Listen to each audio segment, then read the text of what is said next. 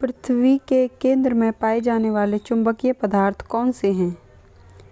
पृथ्वी के केंद्र में पाए जाने वाले चुंबकीय पदार्थ कौन से हैं? तो ये हैं लोहा और निकेल पृथ्वी के केंद्र में पाए जाने वाले पदार्थ हैं। नेक्स्ट क्वेश्चन है, वेरिस्फीयर किस परत को कहा जाता है? वेरिस्फीयर किस परत को कहा जाता है? तो पृथ्वी की सबसे आंतरिक परत को वेरिस्फीयर कहा जाता है। पृथ्वी की सबसे आंतरिक परत को वेरिस्फीयर कहा जाता है। महासागरीय सतह का निर्माण किस प्रकार की चट्टानों से हुआ है? महासागरीय सतह का निर्माण किस प्रकार की चट्टानों से हुआ है? तो ये हुआ है बेसाल्ट चट्टानों से महासागरीय सतह का निर्माण हुआ है। किस प्रकार की चट्टानों से? बेसाल्ट चट्टानों से।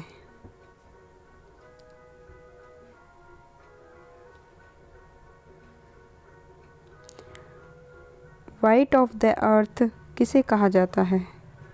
तो वाइट ऑफ द अर्थ किसे कहा जाता है? मेटल को वाइट ऑफ द अर्थ कहा जाता है। नेक्स्ट क्वेश्चन, मेटल में किन तत्वों की प्रधानता होती है? मेटल में किन तत्वों की प्रधानता होती है? तो ये होती है सिलिका और मैग्नीशियम की प्रधानता होती है मेटल में। किन तत्वों की होती है? सिलिका और मैग्नीशियम की। पृथ्वी के कोर में किन तत्वों की प्रधानता होती है? पृथ्वी के कोर में किन तत्वों की प्रधानता होती है? तो ये होती है लोहा और निकेल की प्रधानता होती है। हमने पीछे भी पढ़ा था कि पृथ्वी के केंद्र में किन तत्वों की प्रधानता होती है? लोहा और निकेल की प्रधानता होती है पृथ्वी के कोर में।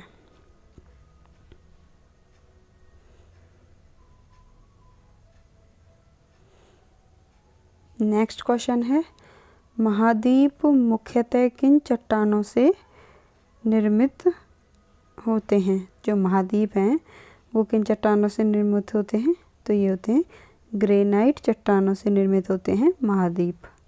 कौन सी चट्टानों से? ग्रेनाइट चट्टानों से। ग्रेनाइट चट्टानों से निर्मित होते हैं महाद्वीप। महासागरीय बेसिन में किन चट्टानों की प्रधानता होती है? महासागरीय बेसिन में किन चट्टानों की प्रधानता होती है? तो ये होती है बेसाल्ट चट्टानों की प्रधानता होती है महासागरीय बेसिन में। किस प्रकार की चट्टानों की प्रधानता होती है? बेसाल्ट चट्टानों की। नेक्स्ट क्वेश्चन है, कोर को अन्य किस नाम से जाना जाता है? कोर को अन्य किस नाम से जाना जाता है? तो ये हमने अभी पीछे भी पढ़ा है, वेरिस्फीयर के नाम से जाना जाता है कोर को। वेरिस्फीयर के नाम से भी जाना जाता है।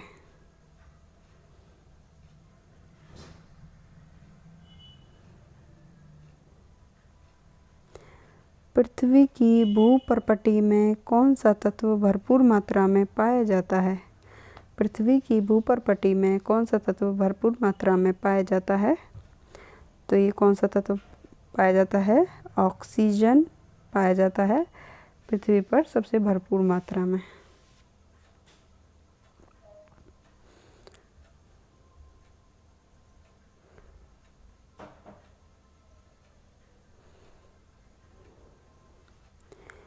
महाद्वीप और महासागर किस श्रेणी के उच्चावच हैं? महाद्वीप और महासागर किस श्रेणी के उच्चावच हैं? तो ये हैं प्रथम श्रेणी के उच्चावच हैं। महाद्वीप और महासागर प्रथम श्रेणी के उच्चावच हैं। और यहाँ पे उच्चावच क्या होता है ये देख लेते हैं हम। धरातल की ऊंचाई व नीचाई से जो प्रतिरूप बनता है उसे क्या कहते हैं? उसे कहते हैं उच्चावच। और ये उच्चावच कितने प्रकार के होते हैं? 3 प्रकार के होते हैं, प्रथम श्रेणी, द्वितीय श्रेणी और तृतीय श्रेणी। 3 श्रेणी के होते हैं। और प्रथम श्रेणी के उच्चावच में क्या होता है? महाद्वीप और महासागर को लिया जाता है प्रथम श्रेणी के उच्चावच में। और द्वितीय श्रेणी के उच्चावच में क्या क्या शामिल होते हैं? पर्वत, पठार, मैदान, झील द्वितीय श्रेणी के उच्चावच हैं। और बात की जाए यदि तृतीय श्रेणी के उच्चावच की, तो ये इसमें शामिल होते हैं खाड़ी, डेल्टा, सागरीय जल और भूमिगत जल और पवन। ये तृतीय श्रेणी के उच्चावच में शामिल होते हैं।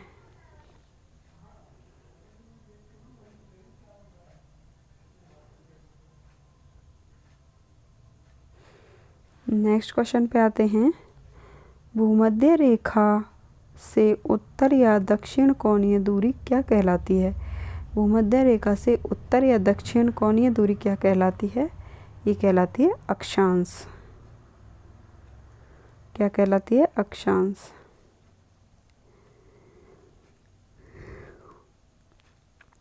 नेक्स्ट क्वेश्चन है, ट्रॉपिक ऑफ कैंसर क्या है? ट्रॉपिक ऑफ कैंसर क्या है? ये है 23.1/2 डिग्री उत्तरी अक्षांश है ट्रॉपिक ऑफ कैंसर। नेक्स्ट है, ध्रुवों की तरफ जाने पर अक्षांश रेखाओं के व्यास की प्रकृति कैसी होती है? ध्रुवों की तरफ जाने पर अक्षांश रेखाओं के व्यास की प्रकृति कैसी होती है? तो ध्रुवों की तरफ जाने पर अक्षांश रेखाओं के व्यास की प्रकृति घटती है। कैसी होती है? घटती है।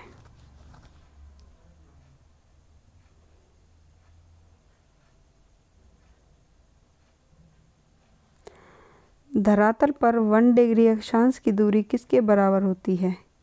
धरातल पर 1 डिग्री अक्षांश की दूरी किसके बराबर होती है? तो ये होती है 111 किलोमीटर के बराबर होती है। धरातल पर 1 डिग्री अक्षांश की दूरी 111 किलोमीटर के बराबर होती है। नेक्स्ट क्वेश्चन है, वह काल्पनिक रेखा जो पृथ्वी को 2 भागों में बांटती है। वह काल्पनिक रेखा जो पृथ्वी को 2 भागों में बांटती है वह क्या कहलाती है?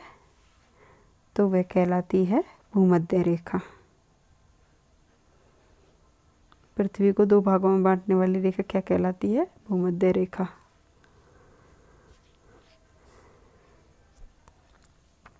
दोनों ध्रुवों को जोड़ने वाली वह काल्पनिक रेखा जो भूमध्य रेखा को समकोण पर प्रतिच्छेद करती है।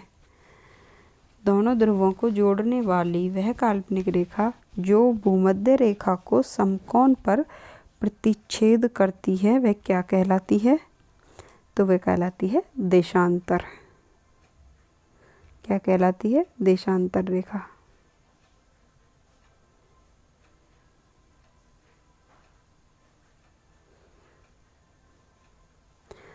दो देशांतर रेखाओं के बीच की दूरी किस नाम से जानी जाती है? दो देशांतर रेखाओं के बीच की दूरी किस नाम से जानी जाती है? तो ये जानी जाती है गौरे के नाम से।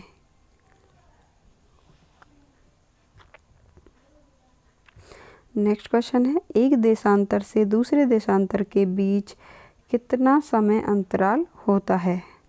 एक देशांतर से दूसरे देशांतर के बीच का जो समय अंतराल होता है वो कितना होता है? वो होता है 4 मिनट का। कितना समय अंतराल होता है? 4 मिनट्स। वह अक्षांश रेखा जिस पर सदैव दिन व रात की अवधि समान होती है, तो कौन सी रेखा होती है जिस पर दिन व रात की अवधि समान होती है? तो ये होती है भूमध्य रेखा। भूमध्य रेखा पर दिन व रात की अवधि समान होती है।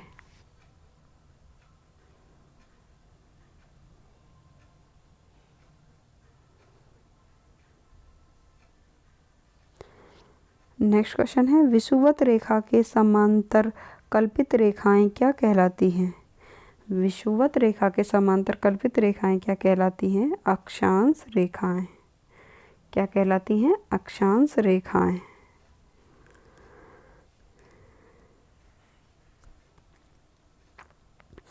पृथ्वी के उत्तरी ध्रुव और दक्षिणी ध्रुव को मिलाने वाली रेखा क्या कहलाती है? पृथ्वी के उत्तरी ध्रुव और दक्षिणी ध्रुव को मिलाने वाली रेखा क्या कहलाती है? ये कहलाती है देशांतर रेखा।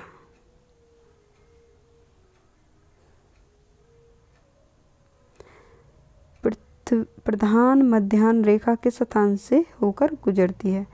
तो ये प्रधान मध्याह्न रेखा कहाँ से होकर गुजरती है? ग्रीनविच से होकर गुजरती है। और ग्रीनविच कहाँ पर है? यूके यानी कि यूनाइटेड किंगडम में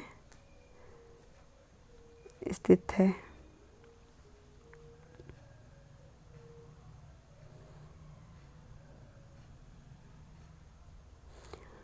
मकर रेखा किस देश से होकर गुजरती है? मकर रेखा किस देश से होकर गुजरती है? तो ये गुजरती है चिली देश से होकर गुजरती है मकर रेखा।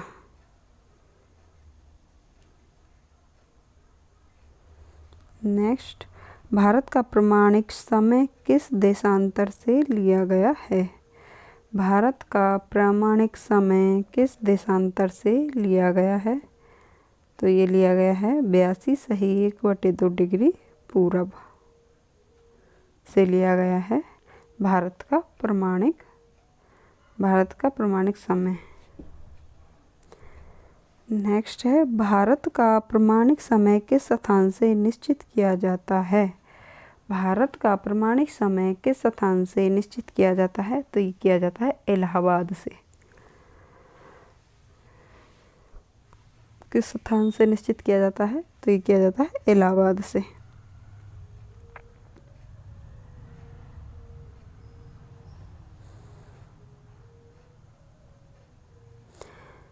भारत और ग्रीनविच के मानक समय में कितना अंतर है? भारत और ग्रीनविच के मानक समय में कितना अंतर है?